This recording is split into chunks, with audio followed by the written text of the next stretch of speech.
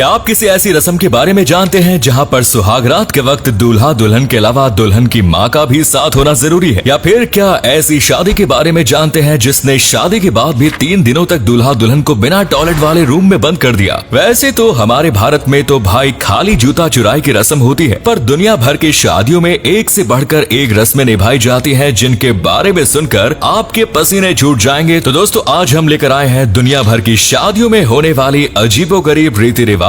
तो बने रहिए वीडियो के एंड तक। चाइना, हमारे पड़ोसी देश चीन में शादियों की ऐसी ऐसी परंपरा है जिन्हें आप जानकर हैरान हो जाएंगे। चीन के एक हिस्से में होने वाली दुल्हन को शादी से 1 महीने पहले रोजाना 1 घंटे रोना पड़ता है। जी हाँ, ऐसा सिर्फ इसलिए क्योंकि यहाँ इन रस्मों को दुल्हन के विवाहित जीवन के लिए बहुत अच्छा शगुन मानते हैं। तो ही चीन के एक इलाके में होने वाले कपल को पहले मुर्गे की चीर फाड़ करके उसका लिवर निकालना पड़ता है। इसके बाद उनकी शादी की तारीख फिक्स की जाती है। Next is Congo, Africa. अब हम आपको एक ऐसे देश के बारे में बताने जा रहे हैं जहां पर शादी वाले दिन हंसना ही मना है। जी हाँ, आपने सही सुना, यहाँ पर शादी वाले दिन लड़का लड़की के साथ रिश्तेदारों शादी के फंक्शन में नहीं हंस सकते। तो दोस्तों बात कुछ ऐसी है कि अफ्रीका कॉन्टिनेंट में स्थित कांगो देश, जहाँ पर नियम है कि कोई भी इंसान अपनी शादी में नहीं हंस सकता। जी हाँ, ना तो लड़का और ना लड़की। हमारे देश में अगर शादी के दिन ना हंसे तो लोग कहते हैं कि लड़का लड़की खुश नहीं है, लगता है। लेकिन कांगो में विपरीत गंगा बहती है।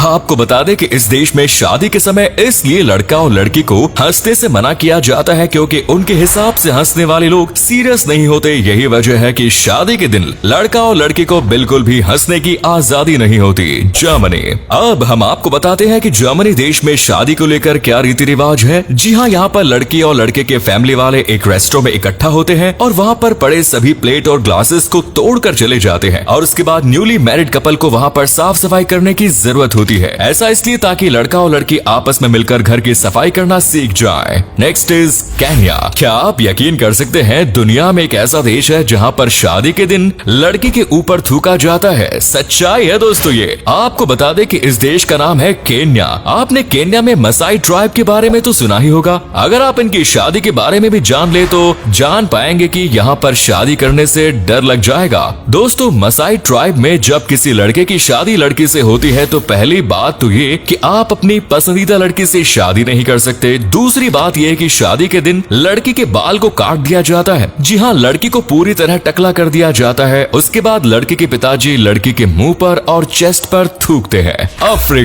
अफ्रीका में मनाई जाने वाली शादी की रस्मों के बारे में सुनकर किसी के भी पसीने छूट जाए, क्योंकि शादी की पहली रात यानी कि सुहाग रात में दूल्हा दुल्हन को पूरी प्राइवेसी मिलती है ताकि वो अपने जीवन की शुरुआत कर सके। लेकिन केन्या में बिल्कुल हटकर है। वहाँ पे दूल्हा दुल्हन के साथ दुल्हन की माँ या घर की कोई दूसरी औरत जाती है जैसे कि शादी का एक्सपीरियंस हो, ताकि वो दूल्हा दुल्हन की पहली रात को ये बता सके कि उन्हें सुहाग रात कैसे मनानी है। Next is Korea.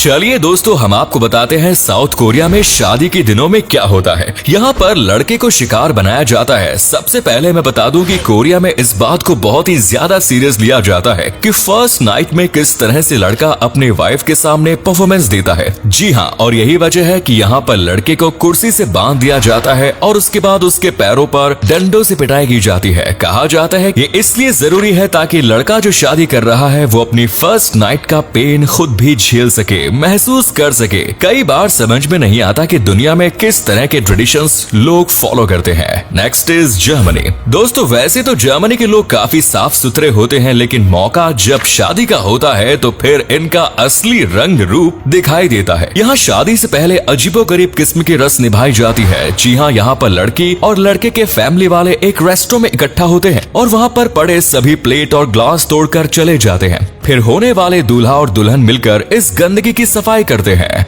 स्कॉटलैंड। अब हम आपको एक ऐसी रीति रिवाज दिखाते हैं जो कि मनाई जाती है स्कॉटलैंड के लोगों के लिए। जी हाँ, यहाँ की बात ही सबसे अलग है। क्या आप यकीन कर सकते हैं, यहाँ पर शादी से पहले लड़कियों को काली रंग से पोत दिया जाता है। अगर यही काम हमारे देश में हो तो लड़ाई हो जाए। लेकिन जैसा कि मैंने आपसे शुरू में ही कहा कि हर देश की अपनी अपनी सभ्यताएं होती है, तो दोस्तों स्कॉटलैंड में शादी करने वाली लड़की के साथ बहुत गलत तरीके से काले रंग से उसके ऊपर से नीचे तक पोत दिया जाता है। ऐसा करने में उनके दोस्त भी शामिल है। आपको बता दें कि ऐसा इसलिए किया जाता है ताकि शादी के बाद उसे कोई बेइज्जती करे तो वो मेंटली प्रिपेयर रहे। चाइना।